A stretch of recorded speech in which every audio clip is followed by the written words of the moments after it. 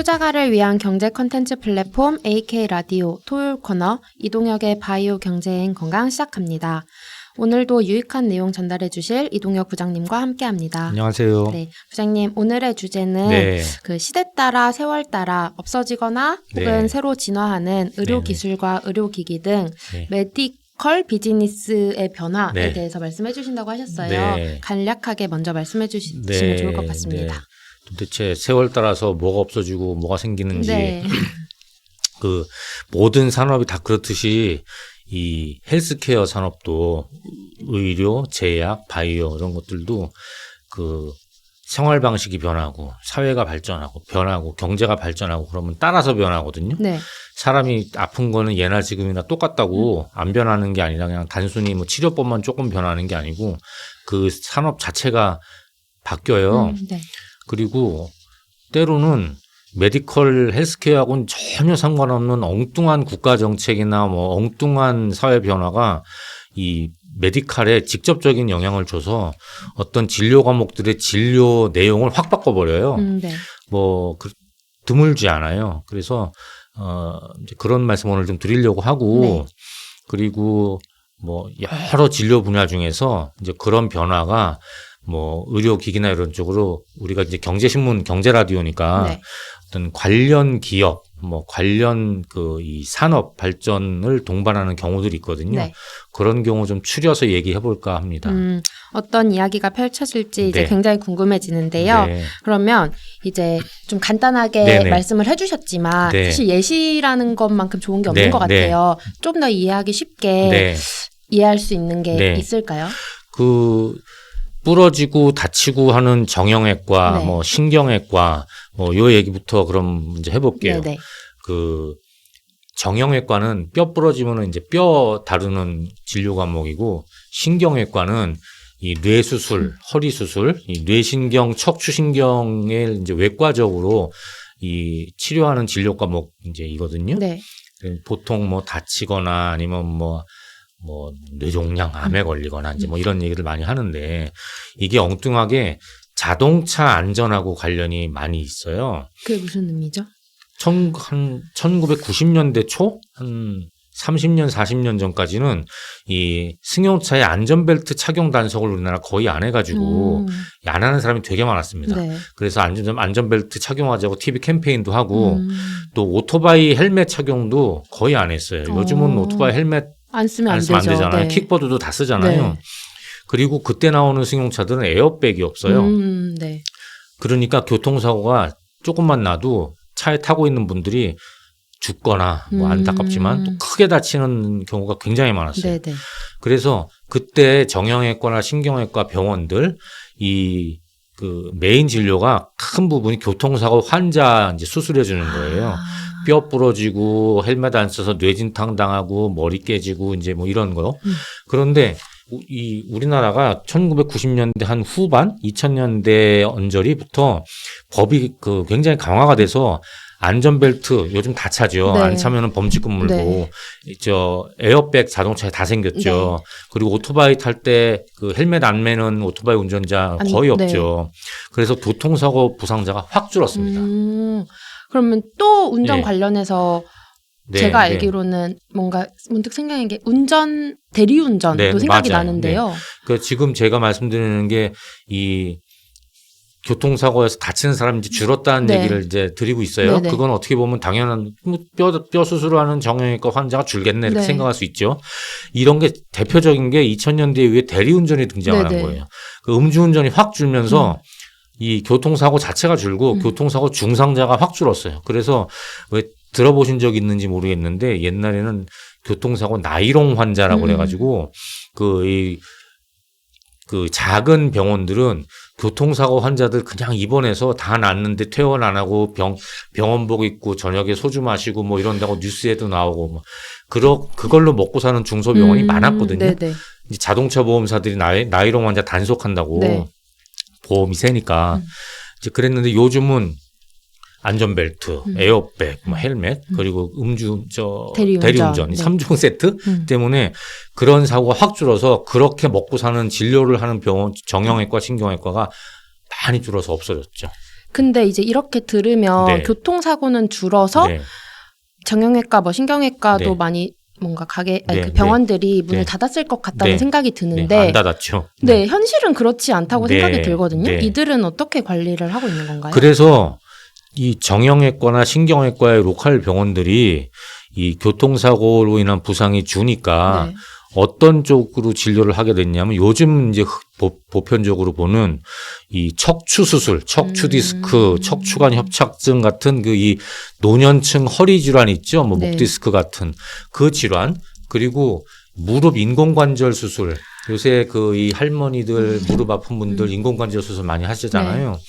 이 무릎 인공관절 치환술 같은 쪽으로 진료가 근본적으로 바뀐 거예요. 왜냐하면 교통사고 줄었죠, 대표적으로. 네. 그리고 전체적으로 우리나라의 그 사회안전 인프라가 굉장히 우리나라 선진국이 되면서 강화되고 보충이 많이 됐잖아요. 젊은 사람들이 이제 안 다치는 거예요. 그러니까 사람이 안 다치고 건강하게 나이 들어서 늙으면 다칠 뼈가 안 다치니까 퇴행성 변화가 오죠.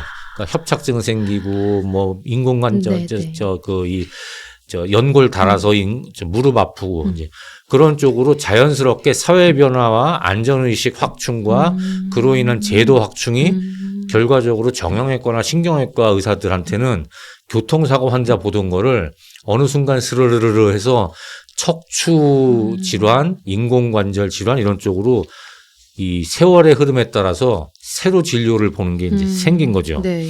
그래서 실제로 현재 유명한 척추관절 병원들, 전문 병원들 또 인공관절하는 병원들이 있어요. 네.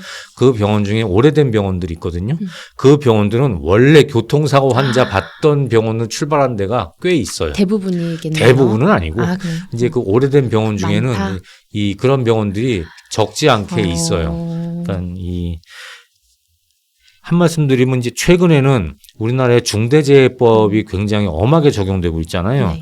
그래서 기업들이 작업 안전 환경 이에 신경을 많이 쓰기 시작했지 않습니까?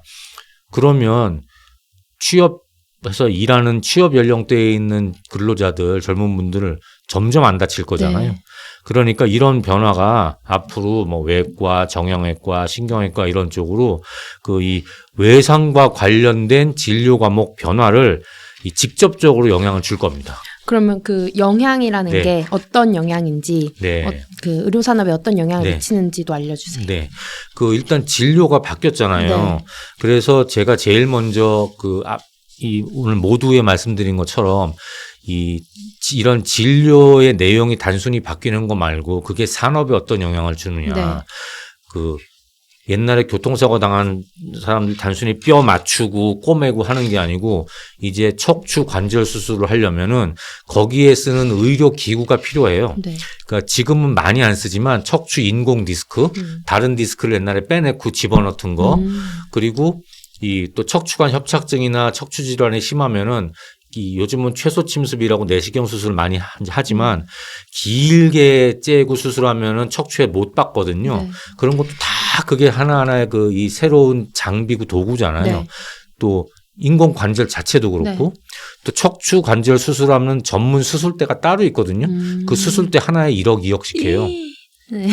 그런 거를 제조하고 판매하는 산업이 새로 생겼죠.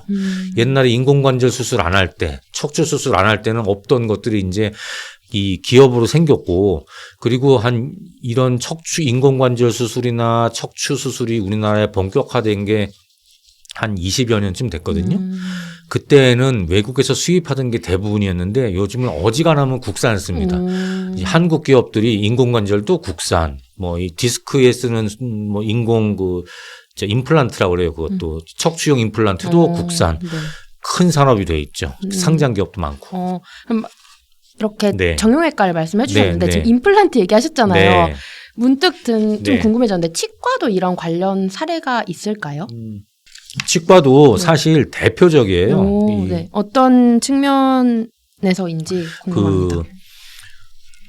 우리나라 치과계가 옛날부터 공익 캠페인을 되게 진심이에요.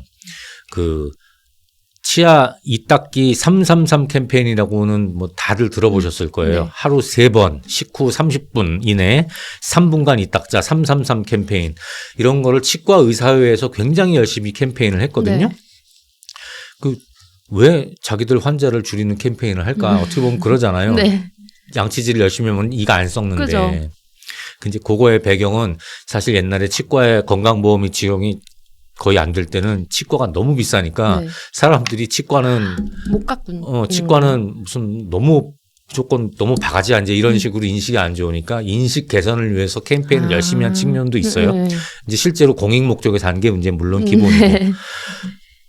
그러다 보니 이 우리나라 사람들은 집에서나 직장에서나 이 닦는 거에 진심이 됐잖아요. 네. 국민 전체적으로 위생 수준이 이제 높아지고 그래서 충치가 안 생기는 거예요. 근데 약간 얘기가 다르지만 서양 사람들은 이 회사 같은 공중 화장실 있잖아요. 네.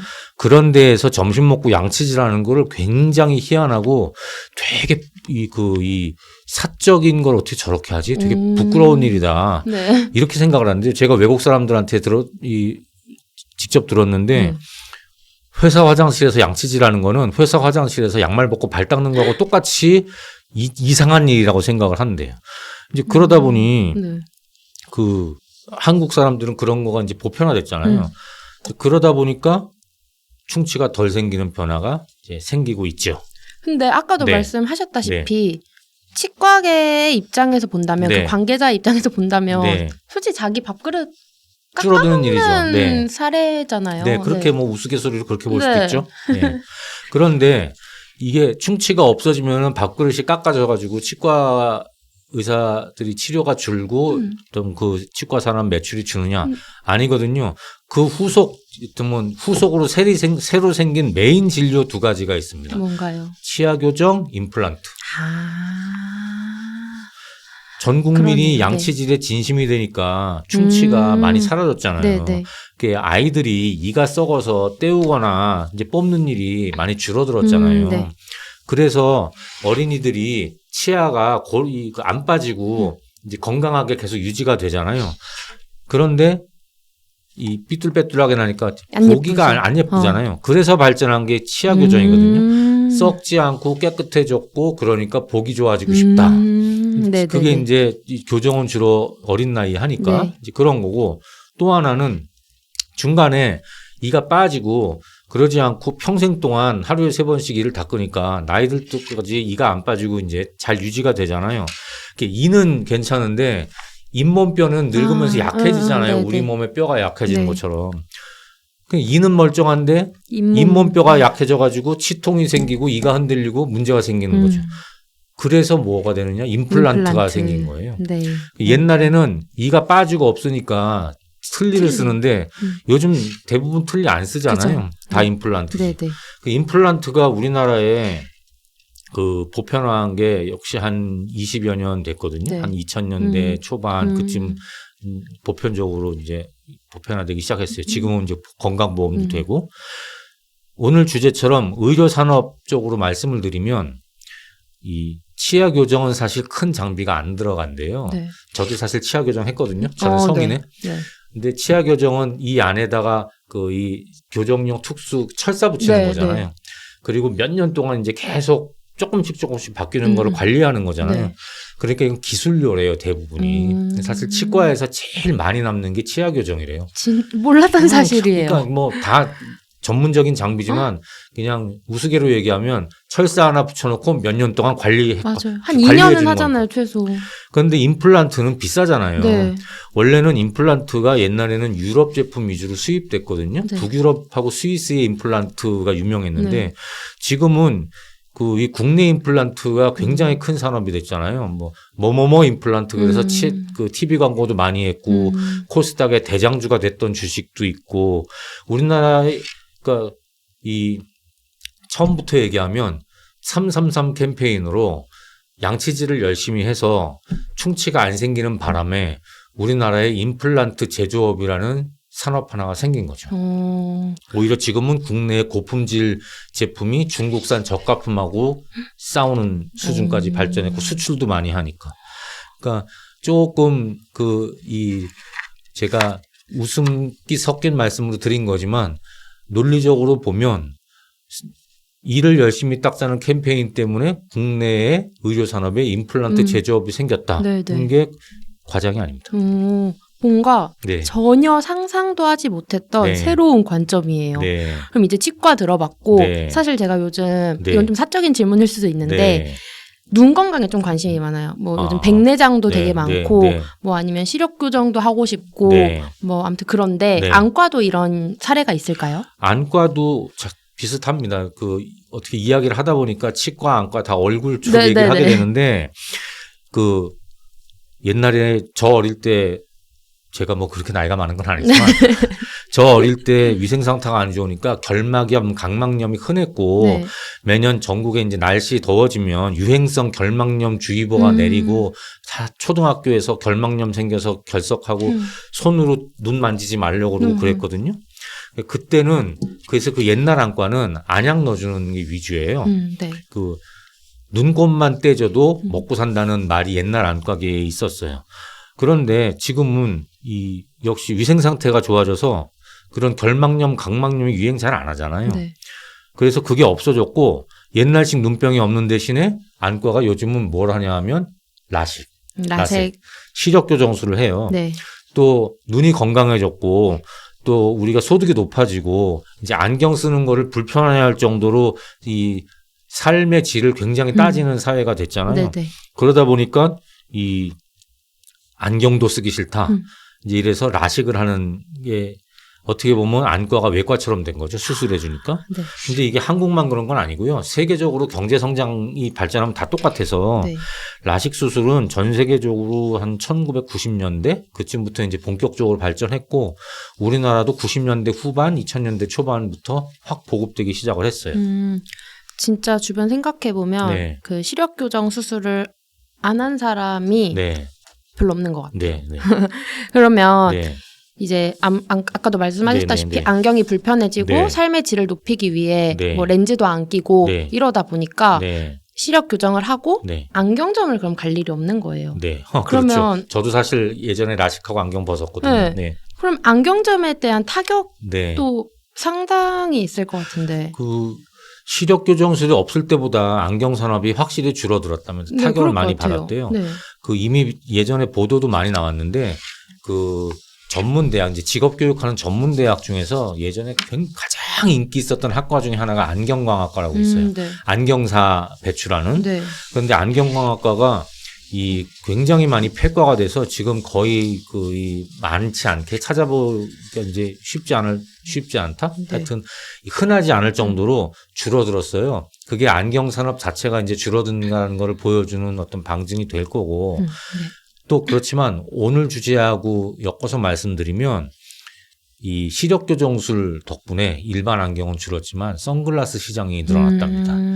이 안경 끼는 사람들은 선글라스 잘 안 끼게 되거든요. 왜냐하면 이제 선글라스는 테가 예쁜 선글라스 테를 따로 사는 건데 도수를 넣어야 되니까. 근데 동시에 못 끼니까요. 이 안경을 벗으니까 이제 선글라스를 너도 나도 이제 끼게 되죠. 그래서 이 선글라스를 많이 이제 사게 되고 또 시력 교정 수술을 이제 받고 나면 도수 없는 렌즈 끼면 되니까. 그리고 교정 시력 보호를 위해서라도 이제 사람들이 이 눈 보호에 더 관심을 갖게 돼서 일반 안경은 좀 죽었지만 선글라스는 느는 이런 산업의 변화를 또 가져왔다고 합니다. 이게 선글라스 외에 요즘 블루라이트 차단 안경이라고 하잖아요. 주변에 시력 교정한 사람들 보면은 블루라이트 안경을 꼭 사더라고요. 맞아요. 그 맥락인 것 같네요. 맞아요. 그 어떤 특수 기능 안경 새로운 산업이 또 나오는 거죠. 그럼 아까 이제 막 다 국산화되고 있다라고 말씀하셨는데 의료 장비들이 그러면 이게 라식, 라섹, 뭐 시력 교정도 지금 다 국산화되어서 진행 중인가요? 조금 아쉽지만 라식 아닌가요? 수술을 하는 시력 교정용 검사나 수술 장비는 국산화가 안 돼 있습니다. 전문적인 수술 장비잖아요. 미국 브랜드하고 독일 브랜드가 세계 시장을 거의 장악하고 있고요. 원래 미국은 존슨앤드존슨이라는 글로벌 거대 의료 기업이 이제 많이 있고 네. 독일도 지멘스 같은 이제 글로벌 그 이 의료기기 업체들이 있어요. 특히 독일이 꼭 이 메디칼이 아니더라도 전체적으로 렌즈 산업이 굉장히 강합니다. 이 뭐 사람 눈 관련되는 뭐 수술하는 장비도 그런 그 이 맥락이 있고 네. 뭐 안경, 콘택트 렌즈, 카메라 렌즈, 산업용 렌즈, 망원경, 현미경 렌즈 하면은 독일의 칼 자이스라고 이제 그 유명한 세계에서 제일 유명한 기업이거든요. 네. 이제 그래서 독일 회사가 그 라식 수술도 많이 그 시장을 장악하고 있고, 직접적으로 라식 수술 기계를 이제 그 세계적으로 보급된 건 아니지만 곁들여서 말씀드리면 이 렌즈 관련은 일본 올림푸스도 또 굉장히 세요. 시력 교정 수술 장비는 아직 없는데 네. 제가 알기로는 내시경 렌즈 같은 거는 올림푸스가 속된 말로 국내 내시경도 꽉 잡고 있는. 원탑이. 네. 그래서 이 라식 수술은 아쉽지만 국산화는 아직 좀 덜 돼 있는 걸로. 그렇습니다. 그럼 지금까지 예시 네. 해주셨던 게 치과, 안과 생각해보면 네. 말씀 주셨던 것처럼 네, 다 네. 얼굴이에요. 네. 저도 우연히 그렇게 됐어요. 네. 네. 논리적인 근거는 없지만 우연히 그런데 네. 얼굴 말씀하시니까 우리가 얼굴 얘기가 자꾸 나오니까 얼굴 중요한 게 여성분이시지만 피부과 있잖아요. 중요하죠. 네. 네. 관심도 많을 거고. 피부과도 이 연장선상에 있어요. 피부과도 마찬가지로 진료 스타일이 바뀌면서 산업도 발전하는 진료 과목인데 아까 맨 처음에 에어백, 대리운전, 안전벨트, 자동차 안전이 엉뚱하게 정형외과, 신경외과를 인공관절하고 척추수술로 바꿔놨다고 그랬잖아요. 네. 피부과의 진료가 바뀌는 거는 조금 과장해서 말씀드리면 우리나라의 아파트가 보급된 거하고 관련이 있습니다. 아파트 때문에 피부과가 변했다. 무슨 관계죠? 신기하죠? 네. 이 피부병은 옛날에도 역시 그 위생 상태가 안 좋을 때 많이 걸리잖아요. 네네네. 자주 못 씻고 목욕탕 자주 못 가고. 네. 근데 우리나라에 아파트가 보급되면서 중앙난방, 그다음에 지역난방, 열병합 발전이 다 보급되고 있잖아요. 또 보일러도 이제 많이 보급되고. 그래서 요즘 매일 더운 물로 샤워 안 하는 사람 없죠. 그래서 피부병이 사라졌어요. 옛날처럼 못 씻던 그렇겠네요. 시절에 있던 피부병이 많이 사라졌어요. 네.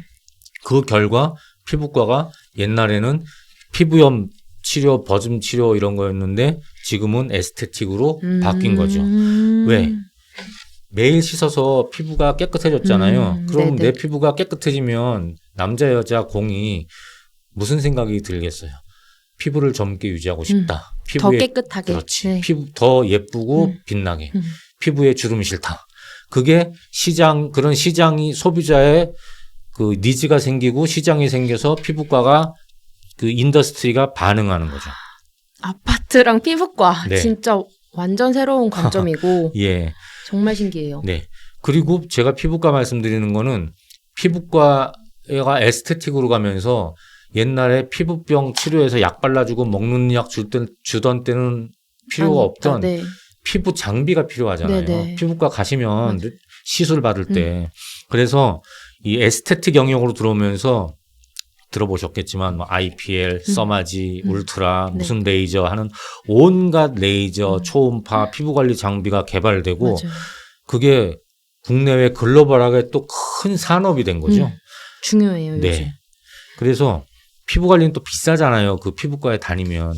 그래서 이 피부과는 독특한 게 병원용 장비를 바탕으로 그 기술을 바탕으로 집에서 스스로 피부를 관리하는 LED 마스크 뭐 이런 식의 가정용 피부 의료 장비가 또 개발이 되는 맞아요. 거예요. 역시 조금 과장해서 말씀드리면 우리나라의 아파트가 보급되는 바람에 결과적으로 내가 집에서 LED 마스크를 쓸 수 있게 됐다. 피부 관리를 잘할 수 있게 네. 됐다. 이것도 역시 약간 우스개를 섞어 말씀드린 거지만 이 근거 있는 얘기입니다. 그런 네. 것 같아요. 네. 우리나라의 역시 피부과나 그런 병원에서 쓰는 레이저나 이런 피부 관리 장비는 아직 한국이 좀 많이 늦긴 해요. 물론 국내 업체도 있고 코스닥 상장 업체도 있고 수술도 하지만 사실은 미국 회사 이런 회사들이 굉장히 많이 시장을 장악하고 있어요. 네. 그렇지만 개인용 피부 관리 장비는 국산도 훨씬 많고 TV 광고도 많이 하고 수출도 많이 하고 우리나라 산업 발전에도 일조하고 있다고 뭐 저는 생각하고 있습니다. 진짜 다시 네. 들어도 새롭네요. 네. 뭔가 오늘도 새로운 내용 듣다 보니 네. 이제 마무리할 시간이 되었는데요. 네. 마무리하기 전에 네. 아쉬우니까 네. 또 있을까요? 아, 재밌어요. 많은데요. 네. 오늘 제가 말씀드리는 거는 그렇게 해서 장비 산업도 발전하고 이제 추가적으로 뭐 그런 분야를 조금 몇 개 골라서 말씀드리기로 한 거니까 네. 또 이 기타 다른 변화와 관련된 거는 뭐 다음번 기회에 네. 또 제가 재밌게 정리해서 말씀드리겠습니다. 네. 그럼 나중에 네. 좀 추후에 또 다른 예시들을 들어볼 수 있는 시간 네. 가지면 좋을 것 같습니다. 네, 고맙습니다. 오늘도 유익한 내용 주셔서 정말 감사합니다. 네, 감사합니다. 오늘은 시대에 따라 변화하는 의료기술과 의료기기, 메디컬 비즈니스의 변화를 들어보았습니다. 저는 시간 가는 줄 모르고 부장님의 이야기를 들었는데요. 네. 시청자분들께도 유익한 내용이었으면 합니다. AK 라디오 여기서 마칩니다. 감사합니다. 네, 고맙습니다.